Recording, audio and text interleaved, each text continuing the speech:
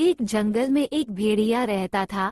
एक दिन वह भूखा था, इसलिए शिकार की खोज में जहां तहां भटक रहा था।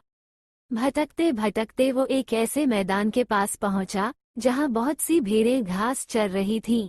भेड़ों को देखकर भेड़िए के मुंह में पानी आ गया और वो एक झाड़ी में छिपकर किसी भेड़ या मेमने के वहां आने की प्रतीक्षा करने लगा।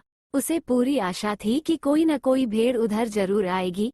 थोड़ी ही देर में एक मेमना घास चरते हुए अपने झुंड से अलग होकर उसे झाड़ी के पास पहुंच गया जहां भेड़िया छिपा बैठा था। भेड़िए ने तुरंत मेमने को अपने मुंह में दबोच लिया।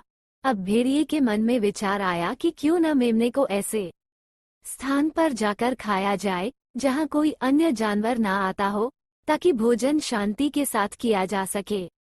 दुर्भाग्यवश रास्ते में उसे एक शेर मिला जो स्वयं भी शिकार की खोज में था।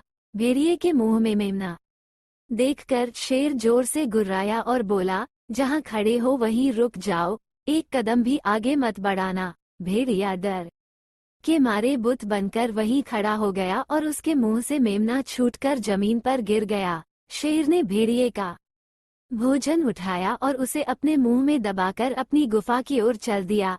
वो बिना अधिक प्रयास किए ही खाना मिलने पर खुश था।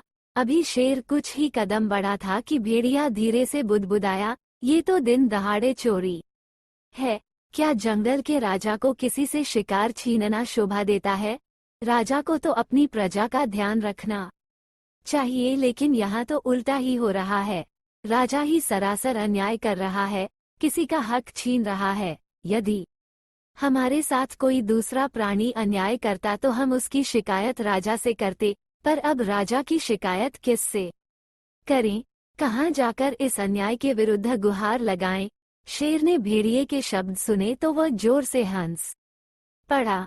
वह पीछे पलटा और उसने भेड़िए से कहा, कितने आश्चर्य की बात है कि एक चोर न्याय की बात करता है। क्या तुम्हें ये मेमना उपहार में मिला था? तुमने भी तो इसे झाड़ियों में छुप कर चुराया है। क्या ये न्यायपूर्ण है? क्या एक चोर का चोरी के विषय में न्याय मांगना शोभनीय है? शेर की बातें सुनकर भेड़िया शर्मिंदा हो गया और वहां से 9-2-11 हो गया।